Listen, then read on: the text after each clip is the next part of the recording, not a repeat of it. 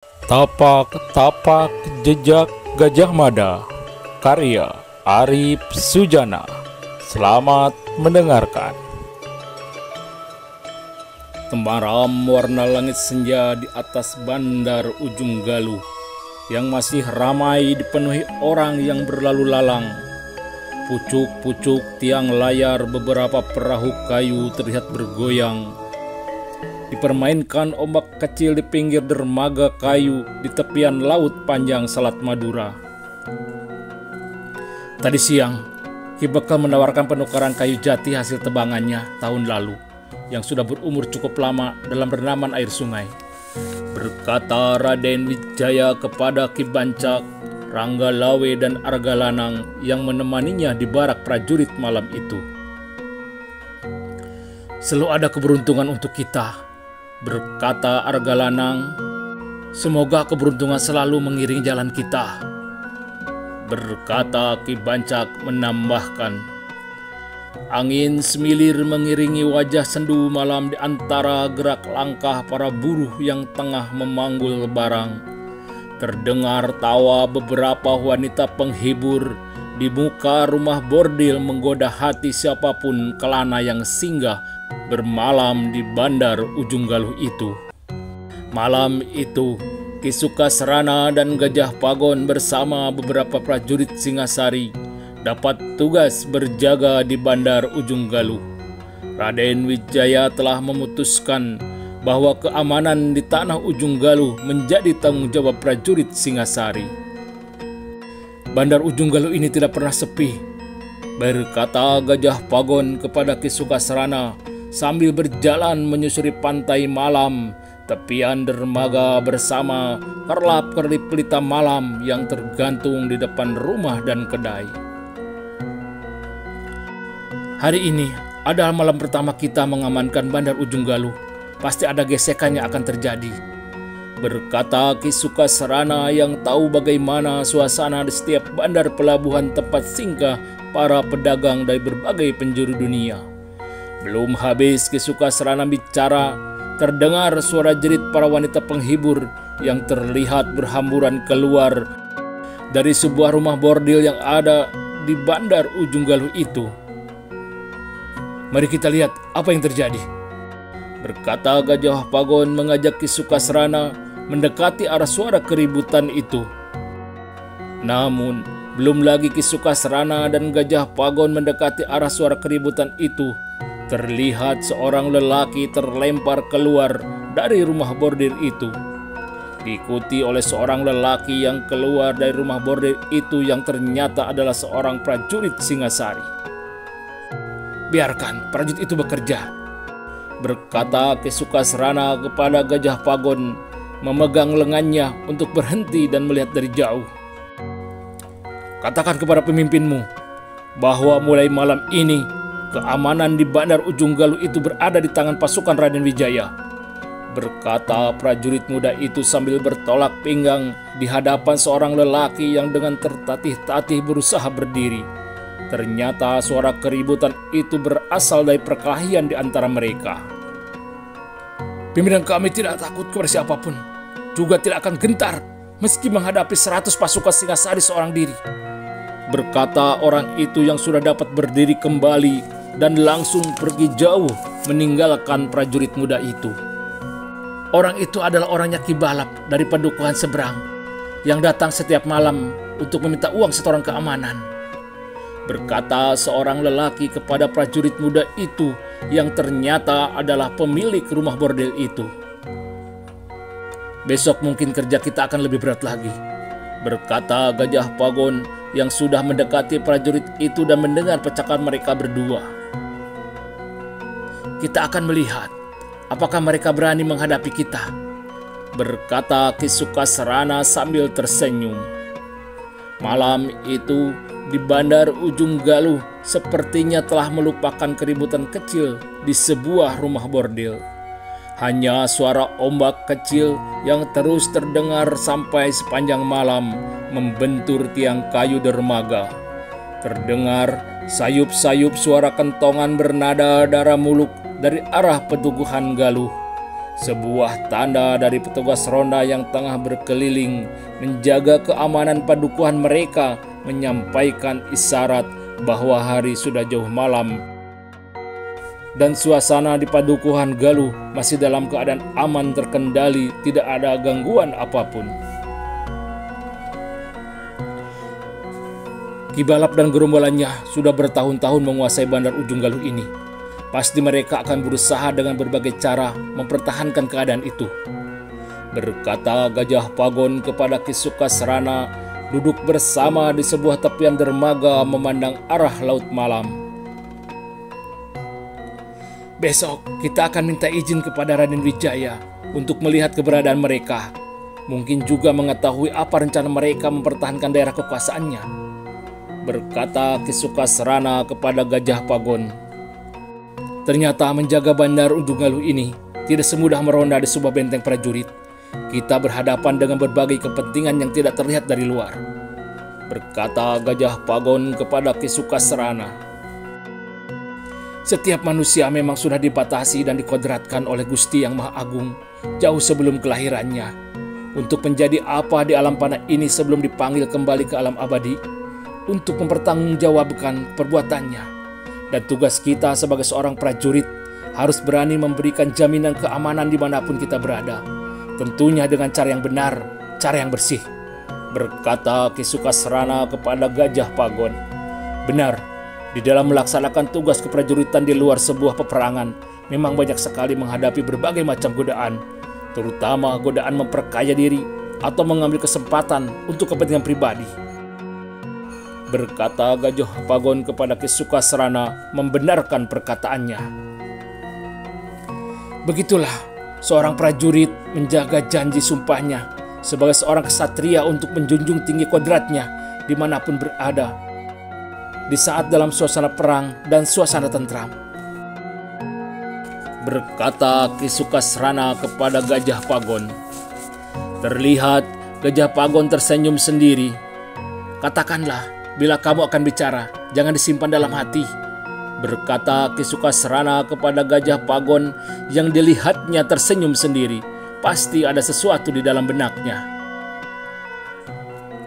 Aku teringat pada sebuah tugas pertamaku sebagai petugas sandi yang harus menyamar sebagai seorang pedagang batu aji di sebuah kedemangan, berkata Gajah Pagon berhenti sejenak, sepertinya tengah mengumpulkan semua kenangannya itu. Barang daganganku laku keras hingga 5 kali lipat dari modal awal yang diberikan kepadaku, berkata Gajah Pagon melanjutkan ceritanya. Dan kamu bingung, apakah uang lebih itu harus kamu kembalikan? Berkata Ki Sukasrana yang sudah menebak alur cerita Gajah Pagon. Terlihat Gajah Pagon mengangguk sebagai tanda membenarkan perkataan Ki Sukasrana. Lalu, kamu mengembalikan hasil keuntungan daganganmu, berkata Ki Sukasrana kepada Gajah Pagon. Terlihat kembali kepalanya Gajah Pagon menganggukkan. Semuanya, berkata Ki Sukasrana kepada Gajah Pagon.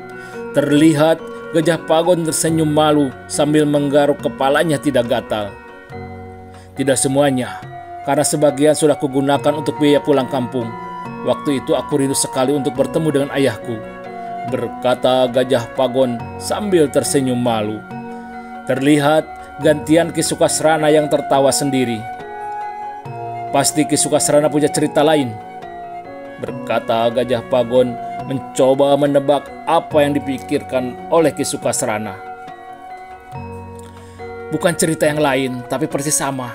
Bedanya uang lebihnya habis kubelanjakan sebuah kalung emas untuk seorang gadis muda kembang desa yang sangat kucintai, berkata Ki Sukasrana yang ditanggapi dengan tertawa panjang Gajah Pagon. Artinya kita pernah berbuat salah, merasa bersalah. Semoga Gusti Yang Maha Agung memaafkan kesalahan kita, berkata Gajah Pagon setelah berhenti tertawa.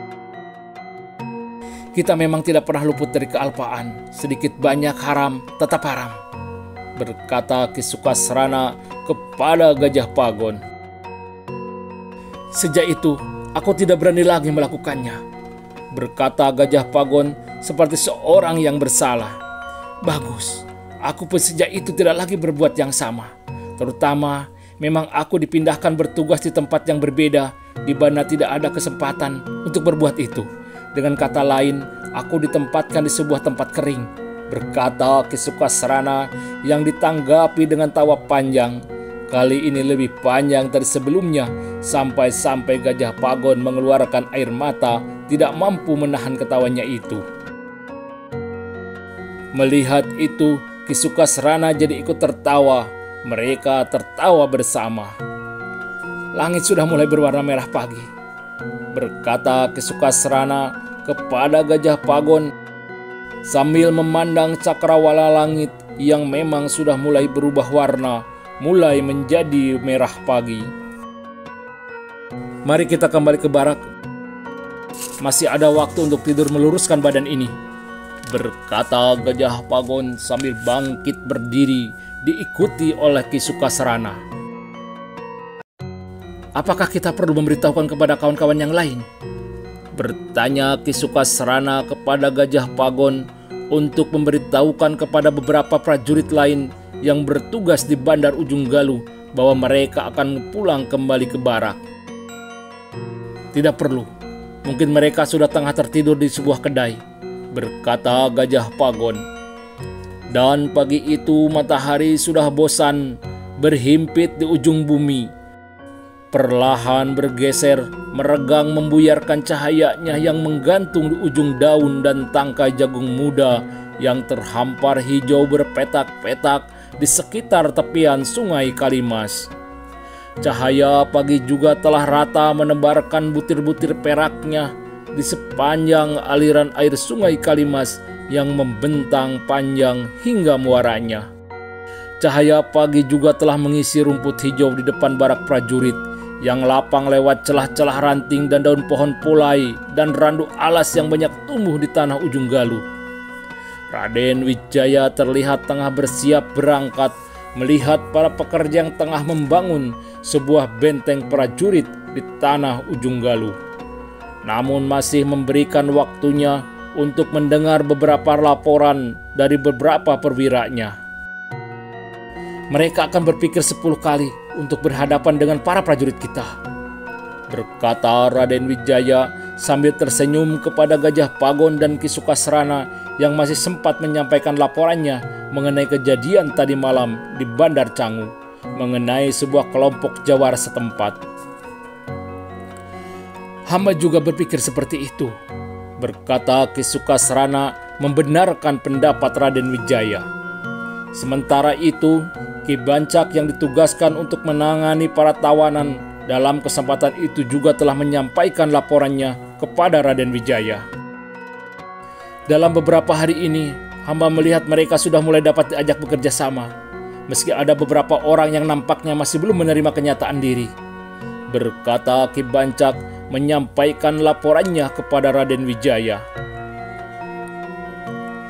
Tanah di sini cukup subur. Pada saatnya kita dapat memanfaatkan tenaganya membantu sebagai peladang, berkata Raden Wijaya memberikan tanggapannya atas laporan Ki Bancak mengenai para tawanan. Setelah merasa tidak ada lagi yang perlu dibicarakan lagi, Raden Wijaya berpamit untuk melihat perkembangan pembangunan benteng prajuritnya. Arah benteng prajurit itu berada di sebelah utara barak. Terlihat Raden Wijaya berjalan seorang diri, menyusuri jalan rumput yang sudah terlihat terjejak karena hampir setiap hari para prajurit melewati dan menginjak rumput itu menuju tanah tempat berdirinya benteng prajurit. Ketika berjalan, pikiran Raden Wijaya jauh melambung ke belakang, menengok kembali suasana kota Raja Singasari ketika masih berjaya sebagai sebuah kenangan yang begitu indah. Kota Raja dipenuhi banyak pedati dan kereta kencana para bangsawan yang hilir mudik melewati jalan-jalan kota Raja yang selalu ramai sepanjang siang dan malam hari. Lamunan Raden Wijaya akhirnya terpuruk pada suasana terakhir ketika meninggalkan kota Raja Singasari yang sepi, dihiasi bongkah-bongkah tiang dan kerangka rumah kayu gosong hitam terbakar di kiri kanan jalan. Dapatkah aku membangun kembali Singasari sebagaimana wujudnya semula? Berbicara Raden Wijaya kepada dirinya sendiri yang saat itu seperti terlempar dalam bayang-bayang keterasingan terkucil dalam kesendirian. Namun perasaan kesendirian itu akhirnya kabur sebagaimana mega-mega di atas langit pagi itu yang terlempar hanyut dihembus angin ke arah utara ketika bayangan satu persatu sahabat setianya muncul dalam benaknya. Semua gambaran di benak Raden Wijaya memang telah lenyap bersih manakala di hadapannya sebuah bangunan yang belum utuh berdiri telah terlihat tidak jauh dari langkahnya.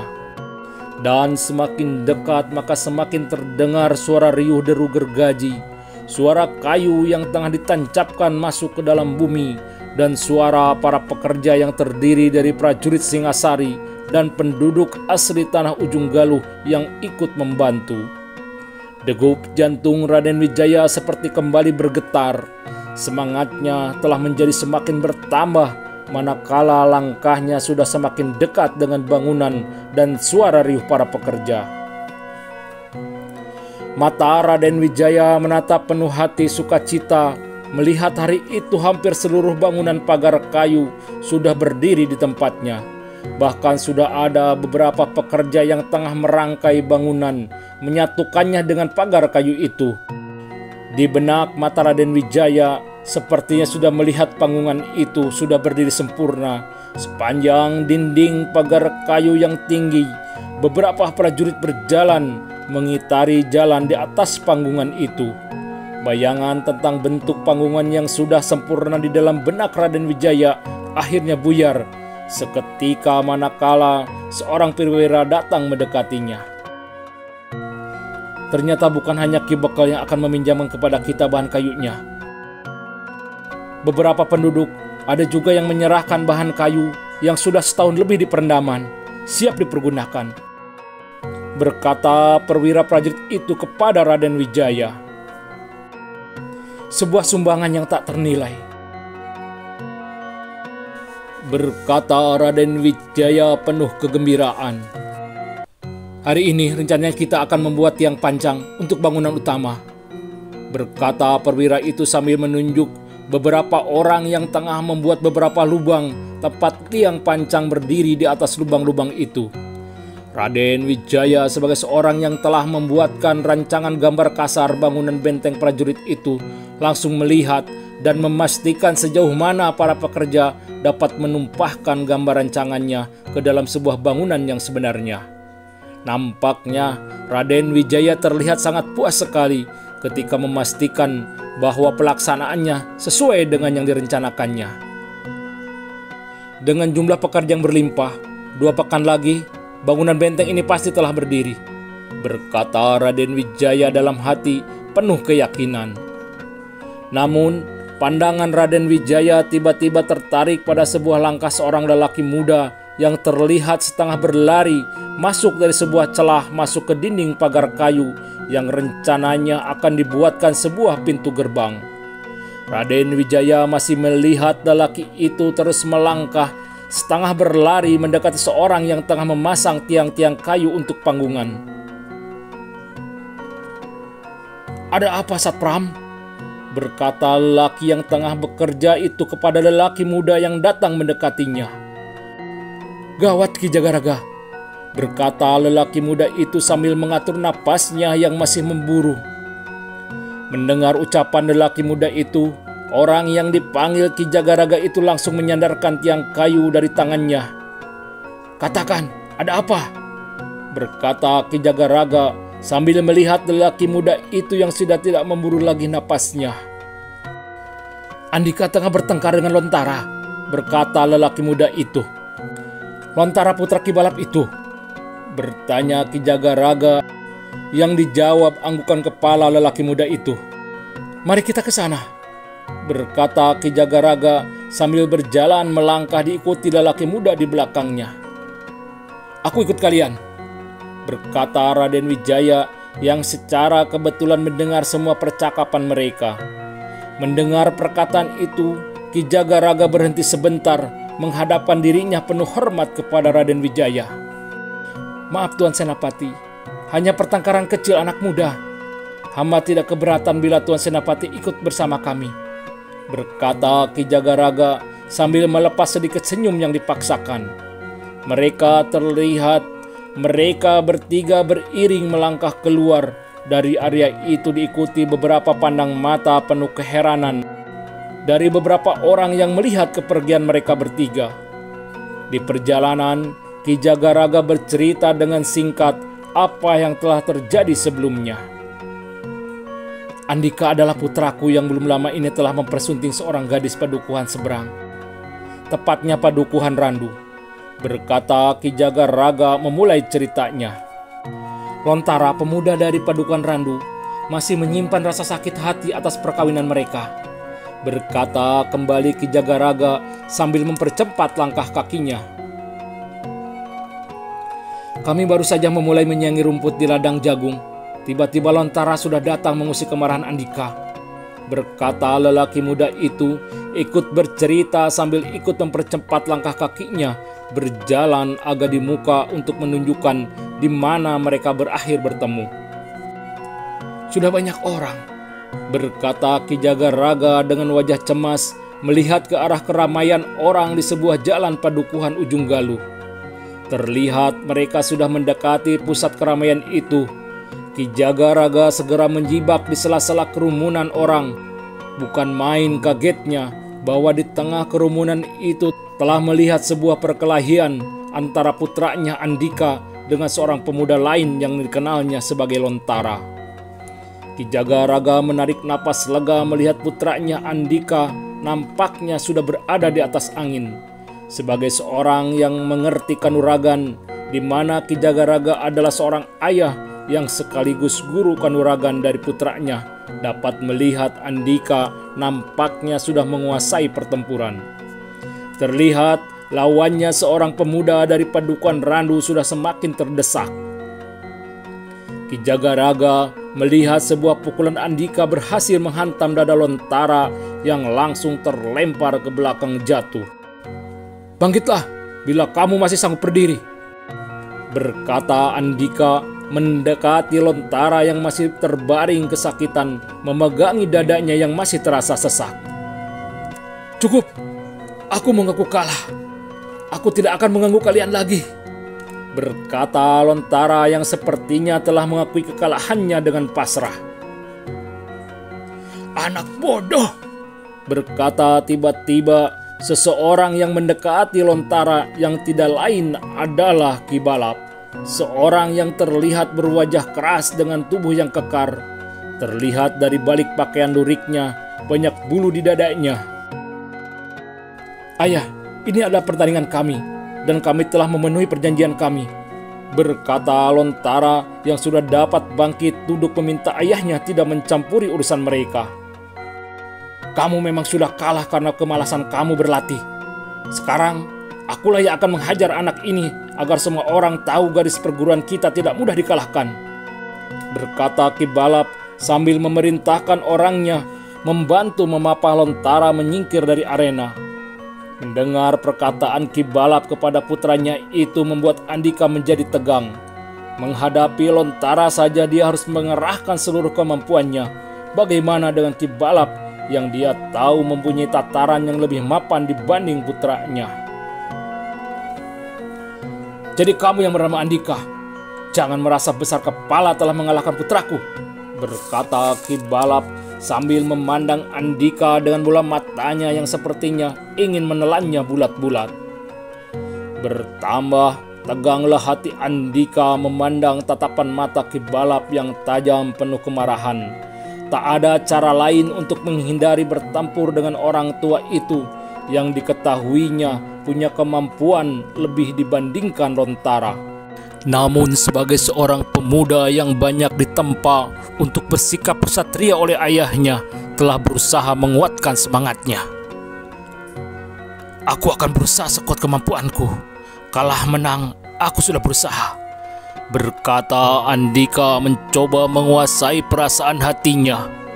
Namun ketegangan Andika tidak juga melentur meski sudah berusaha untuk menguasai dirinya. Hingga akhirnya seorang lelaki berdiri di sampingnya. Terlihat ketegangan di wajah Andika. Andika sedikit mengendur.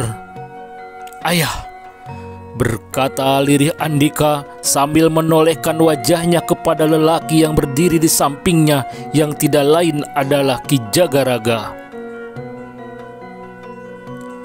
"Ki Balap, ini adalah urusan anak muda.